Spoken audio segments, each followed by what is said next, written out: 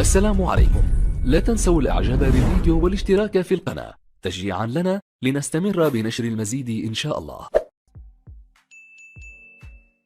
السلام عليكم ورحمة الله وبركاته. أهلا بكم مع موعد مباراة الأهلي اليوم مع أسوان في الدوري المصري الممتاز والقنوات الناقلة والتشكيل المتوقع لفريق الأهلي في مباراة اليوم، وإليكم تفاصيل هذه المباراة ولكن بعد هذا الفاصل.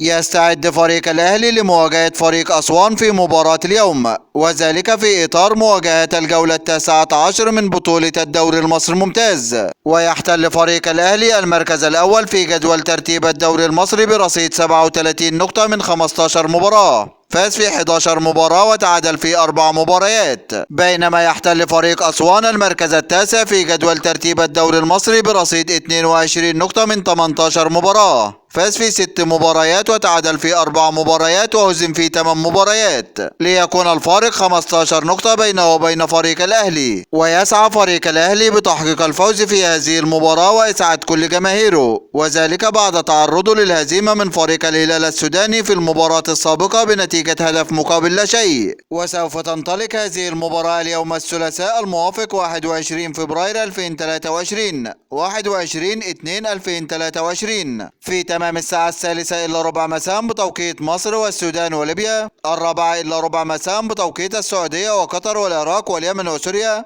5:15 مساء بتوقيت الإمارات وعمان، 2:15 مساء بتوقيت تونس والمغرب والجزائر. وسوف تقام هذه المباراة على ملعب استاد أسوان، وسوف تنقل هذه المباراة عبر قنوات اون تايم سبورت بصوت المعلقين أيمن الكاشف وطارق حسن. وإليكم الآن التشكيل المتوقع لفريق الأهلي في مباراة اليوم. في حراسة المرمى علي لطفي، وفي خط الدفاع محمد أشرف ومحمد عبد المنعم وياسر إبراهيم وخالد عبد الفتاح، وفي خط الوسط أليو ديانج ومروان عطية ومحمد مجدي أفشة، وفي خط الهجوم طاهر محمد طاهر ومحمود كهربا وشادي حسين.